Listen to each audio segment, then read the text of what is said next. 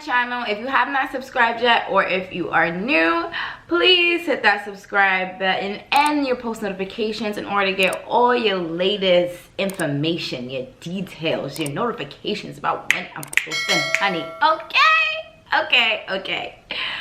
Don't mind my voice. I'm a little rasped this morning, but we're gonna make it work. We're gonna make it do what it do. If you have been watching me all this time, from the ending of last year to beginning of this year, thank you so much for the support. Thank you so much if you're new or subscribing here. I appreciate it. We're coming hard. We coming, okay? In 2024, we getting the content out. We throwing it out, okay? And if you guys like this shirt that I have on right now, this little printed collar sleeveless shirt, then go tune in to my Shein haul that I just posted, I think earlier this week. It's out now. Look at the looks, look at the vibes, let me know what you like. If you buy anything, you know, tag me below, hit me on my Instagram so I can see how y'all put together and I can see if it's doing what it gotta do. So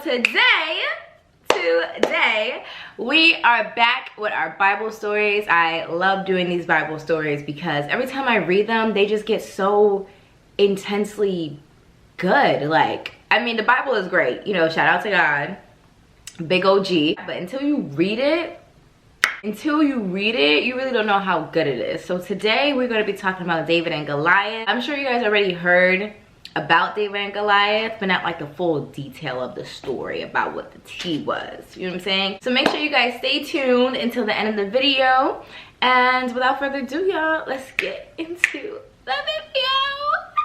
All right, you guys, so let's begin with David and Goliath. Let's give a little background about what's going on during this time period, okay? At this time, the Philistines are at battle with the Israelites.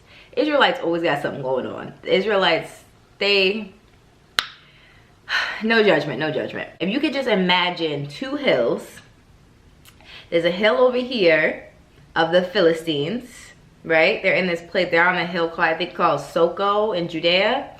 So they're up here, right, on this hill. The Israelites are on this hill called Oak Valley. So, and they are completely opposite from each other. They're on opposing hills, but they can see each other. Like, I can see you, you can see me, we see each other. Okay? So in order for them to connect and go to battle, they both of the troops would have to go down to the valley in order to wrestle, tussle and fussle, okay? So that's the image that we want to paint for the beginning, okay? So everybody's set up, troops are set up on one side, the other side, they're like, okay, whoever makes the first move, we going down, and we going down to fight, okay? So before they even do that, this big giant on the Philistine side comes out, and when I say big, y'all, I mean big, like 10 feet tall. He got this bronze helmet on, this bronze armor, probably weighed about 126 pounds just of his armor alone. Then he got the bronze sword, okay, just ready, the ultimate warrior, and his name is Goliath.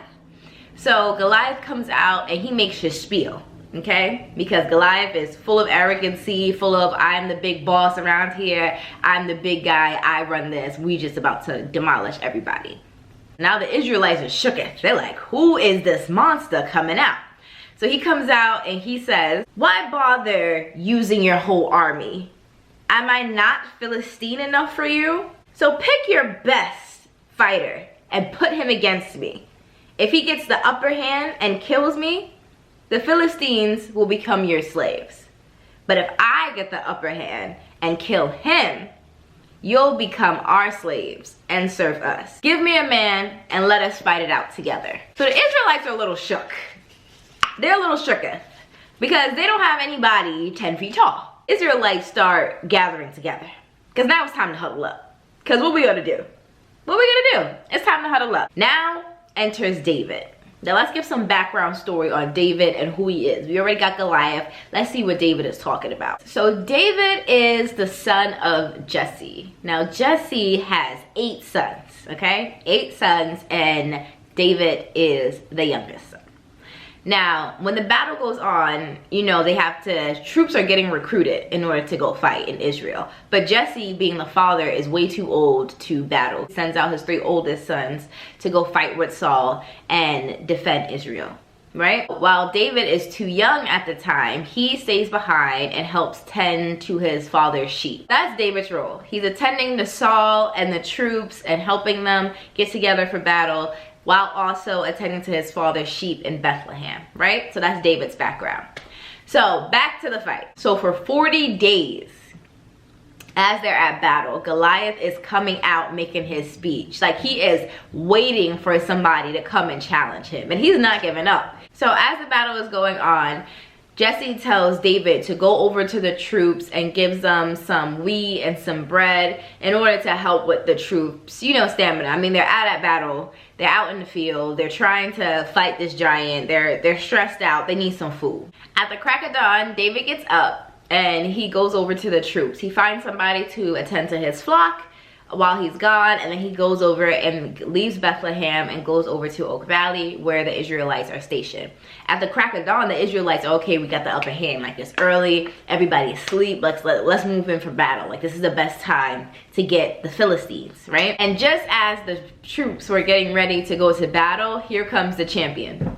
Just as they were getting ready to attack and come out, here comes Goliath with his big speech. At this point, he done gave this speech about 4,500 times. He memorizes it by heart. Like, he's not giving up. And the troops, you know, they go back and retreat. They're like, oh, okay, here we go again. Somebody has to do something about this giant. Somebody gotta do something. So the troops have a little conversation and they say that the king now, right? The king of Israel said, whoever defeats this giant will get acknowledgement, recognition, you know, basically honor, give his daughter away as a bride, and him and his entire family will be well off. Like, they'll be set, they won't need of anything, they'll be like good. That's a little motivation, a little initiative to light the fire under the troops, right?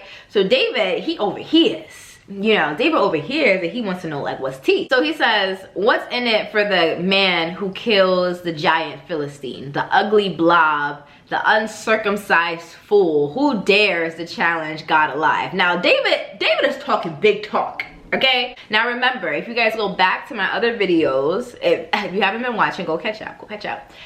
Abraham, God made a covenant with Abraham and said that all the Israelites from here forward at the age of 13, all men would have to get circumcised in order to show their commitment to God. It was like their sacrifice to God, getting circumcised.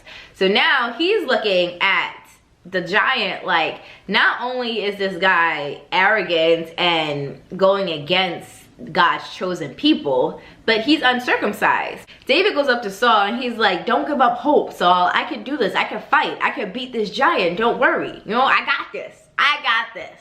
So then Saul looks at David like, you've never been in a fight. You're way too young. You're way too experienced. I'm not putting you on a line for me, and I look like the bad leader. Like, I don't know about this. I don't know about this. So then David decides to give his speech.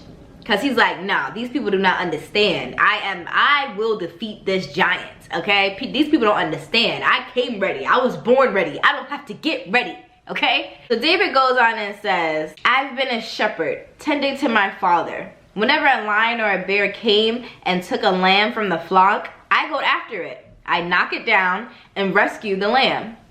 It turned on me and I grabbed it by the throat, wringing its neck, and I killed it. Lion or bear, it made no difference. I killed it.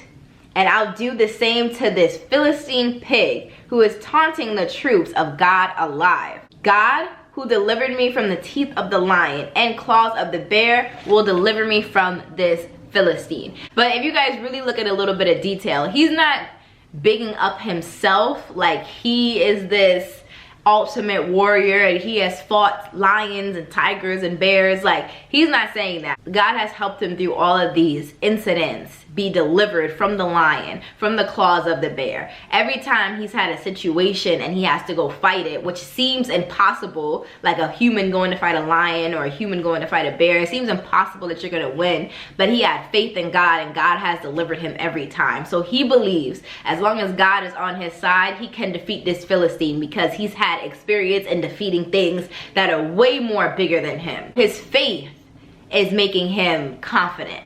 So then Saul's like, well, this was a great speech. So I'm convinced. I'm convinced. If you want to go out and defeat the Philistine giant because you're sure that God has got you covered, you are covered with the blood, okay? Hallelujah. Then go ahead. Go do your thing. Let's suit you up. Let's get you ready for battle. Let's send you out there, okay? They gave him his helmet. They gave him the armor. They gave him a sword. But David was like, David said this is too much. It was too heavy. Like, he's like, I can't walk. Mind you, David doesn't have any experience. So he's like, bro, this is way too much for me. So David takes off all the armor that Saul and his troops has put on him. He says, I don't need this. Staff, some stones, and a sling. That's his gear. He's ready now. As Goliath is pacing back and forth, because you remember, Goliath is just amped up. He's just looking for somebody to fight, somebody to battle.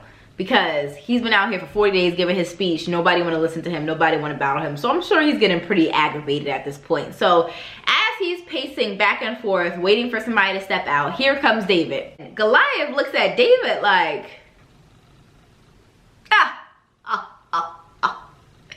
is this the boy? Is this the boy that you sent me? So Goliath is mocking David. Because Goliath is like, this is a joke. Like, this has to be a joke. You guys did not send this young boy out here with some rocks and a sling to come defeat me. So David is like, you don't even know. David's like, you don't even know. You don't even know how I'm about to come right now, okay? So David comes out and he gives his speech. Summarizing his whole speech. He's basically saying, you have cursed the God of Israel. You have challenged him. You have mocked him. You have mocked us. And now God is handing you to me. I'm going to kill you. I'm going to cut off your head. And then I'm taking your body. And I'm taking the bodies of all those troops behind you. And the whole world will know that God of Israel will reign. Period. Period. So now that makes the Philistine like, whoa. I was just really about to just stomp on you and squash you and get this over with. But now you talking big talk. You talking big talk? Oh no. Now we really going. Okay, so now he got the Philistine all amped up. He got Goliath all amped up, and now they're ready to go. So now Goliath is coming at David. David is coming at Goliath. They're both running down the hill in order to get to each other. David goes to his shepherd's pack, take out this rock, put it on his sling, and boom! The stone hits right into the temple of Goliath, embedding it in his brain, and knocks him down on the floor. Stood upon the Philistine, looking over him, took Goliath's sword and beheaded him. Can you imagine getting killed with your own weapon? Real gangsta. So he comes with Goliath's sword and he chops his head off. Then he holds up his head, and the whole Israelites are just like, oh, this is the green light. When everybody sees it and he holds up this head, the Philistines goes a running. The Philistines go a running. I don't know how he did it. He only had one stone. He didn't have a sword. We gotta go because this kid is real. This kid is real. Let's get up out of here. As soon as the battle is over and they finished looting, Saul was like, who is this young man? David goes up to Saul with the head, and Saul is just like, to whom is your family lineage? And then he says, I am David, the son of Jesse of Bethlehem. And that's how it ends. And that is the story of David and Goliath. The moral of this story is, it doesn't matter what you're up against. You know, it doesn't matter how impossible the situation looks. Anything with God is you're able to win as long as you have God on your side. As long as you have faith and you believe that he is the deliverer, he is the kings of all kings and the lords of all lords, and he can defeat anything because he is the ultimate creator of everything, that is where your success lies. That is where you're going to win the battle every time. No matter how impossible it looks, God will help you overcome, and that will be your testimony. Okay, and that's our period. Thank you guys so much for watching this video. I hope you guys enjoyed. Make sure to comment down below any other stories you want to hear from this Bible talk. Make sure to tell a friend and tell a friend and tell a friend and tell a friend. And again, Happy New Year to you guys. It's 2024. We're doing stuff big. We're doing stuff better. Love you guys all for watching. Thank you so much for the support, and until next time, guys, peace.